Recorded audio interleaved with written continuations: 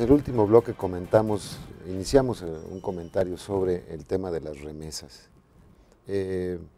Quizá por las conversaciones a lo largo de tantos años, pero coincidimos plenamente el embajador García de Alba y yo, en que las remesas debe hacerse el intento, cuando menos, de que se conviertan en formas de inversión, no que simplemente vayan al consumo final de las familias que reciben esos centavos.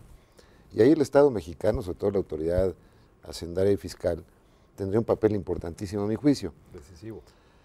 Si a la remesa o el envío de un mexicano desde el exterior a su familia se le da algún tipo de incentivo o premio para que pueda traducirse en inversión, empezaríamos a ver cómo surgen pequeños y medianos negocios en Jerez, Zacatecas, en Ocampo, Guanajuato, en sitios tradicionales de expulsión, como se les llama, de migrantes. Por el contrario, lo único que vemos es que hay más consumo. Simplemente hay algo más de consumo, la compra de un coche, a lo mejor se termina de pintar la casa, un desarrollo francamente muy modesto para lo que requieren estas zonas del país. Entonces no hemos podido encontrar la cuadratura en este país para que las remesas, que a veces triplican la inversión extranjera directa, ¿no es cierto? Hay años que llegan 8,000 millones de dólares de inversión a México, o 10,000, y de remesas llegan 20 o 26, como tú mencionabas. ¿Cómo lograr que esos 26,000 millones de dólares hagan un poco lo que hace la otra inversión extranjera cuando va dirigida, no sé, a la industria automecánica o a la industria agroalimentaria, cualquiera de estas? ¿Qué se requeriría como marco para que realmente se traduzcan en inversión? Estamos tocando un tema realmente sensible. Yo digo, lo dije, lo repito, es de la mayor trascendencia para este país. ¿Cómo vincular remesas con desarrollo regional? Es un tema de políticas públicas que no tenemos. Te doy el ejemplo de China. China, lo sabemos, es el país del mundo que recibe por mucho la mayor cantidad de inversión extranjera directa. Y de remesas también. No, el segundo de remesas. India es el primero en remesas, pero es el segundo.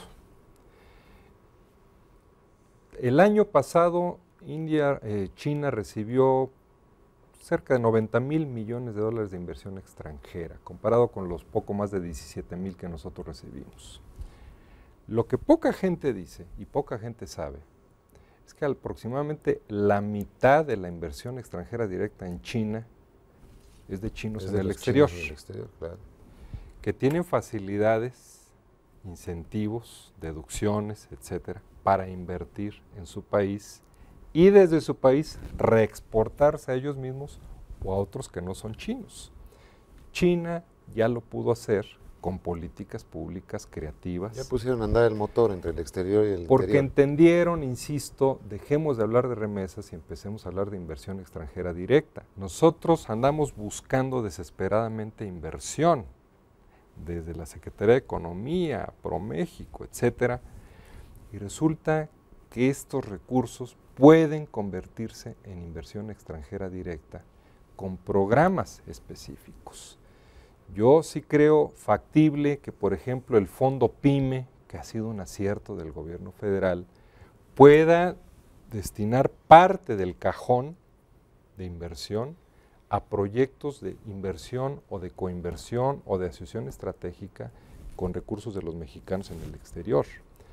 ¿Cuántos problemas de infraestructura tiene este país que no sabemos cómo financiar o que andamos colocando crédito en el exterior con tasas de interés no siempre bajas? Yo sí creo que, no estoy diciendo que sea mañana y que sea fácil, que sea automático, pero con inteligencia, con voluntad, yo sí creo que en términos de infraestructura, de inversión productiva, industrial y agropecuaria, se podrían crear buenos fondos de inversión con aportaciones de los mexicanos en el exterior. Y no se nos olvide otro dato muy importante, Enrique. Lo que llega de remesas es aproximadamente la quinta parte de lo que los mexicanos ganan efectivamente. O menos. Eso quiere decir que ciertamente una parte importante es consumo, tienen que vivir, pero parte también está ahorrada del otro lado o abajo del colchón, pero cada vez más en los bancos estadounidenses. Si nosotros fuésemos capaces de generar programas de atracción de esos recursos para invertirse en México, las remesas serían mucho más que las cifras a las que hemos estado acostumbrados. Ahí sí podría decirte que podríamos recibir más de lo que recibimos en el 2007. Por supuesto. Es una asignatura a la que no le hemos entrado. Simplemente hemos visto de manera pasiva cómo fluyen los recursos, los ahorros de los paisanos hacia México. Hemos hecho algunas defensas ahí con las compañías de transferencia de recursos para que cobren cuotas un poco más reducidas, pero realmente no tenemos una política de Estado que vincule realmente la situación de los mexicanos en el exterior con ciertas necesidades regionales y con las oportunidades que tendrían en sus sitios de origen. Absolutamente. Eso sería fundamental. Sí. Yo diría, si usted salió de, voy a repetir, Jerez, Zacatecas, que es un sitio de alta migración, y invierte de regreso en Jerez, Zacatecas, tiene usted un premio de 3. Si nada más invierte en Zacatecas a secas, tiene un premio de 2. Y si invierte en alguna de las zonas más prósperas de Cancún o de la Ciudad de México, ¿verdad?, pues no tiene usted ningún premio. Sí. Lo mismo que hace, por cierto, Estados Unidos. Sin tener una economía centralmente planificada ni nada que se le parezca a Estados Unidos, si un inversionista extranjero invierte en Manhattan, no le dan ningún tipo de premio y le cuesta, o en Beverly Hills. Pero si invierte en Biloxi, Mississippi, en uno de los estados más pobres o condados más pobres de los Estados Unidos, tiene premios, tiene incentivos por hacerlo así. Este mismo tipo de situación se podría plantear para los mexicanos que se encuentran en el exterior.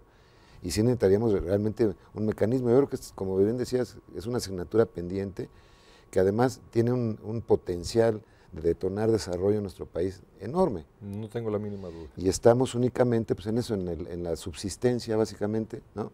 Y no acaban de levantar a aquellos en Estados Unidos ni sus familias de este lado por no tener un esquema que perfectamente podría coordinar el gobierno de México. Debería. No hemos visto este tema. Insisto, hemos sido tremendamente pasivos. Nos limitamos primero, y fíjate, los retrasos que llevamos.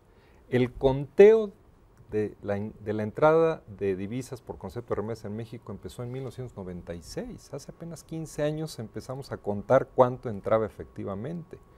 Después, qué bueno que se hizo, por favor, es meritorio, nos fuimos a la reducción de las comisiones y a transparentar la información, el who's who. Lo de la matrícula consular. Pero hasta ahí nos quedamos. No hemos dado ese enorme paso que nos hace falta. Sí. Cómo convertir las remesas en inversión extranjera directa. Un detonador de desarrollo. Detonador de desarrollo regional. Esa es la asignatura pendiente que tenemos en México. Indudablemente. Pues este tema da para un programa en sí mismo, pero vamos a un corte más y terminando en el último bloque vamos a analizar la cuestión de las percepciones entre los mexicanos de aquí y los mexicanos de allá. Volvemos.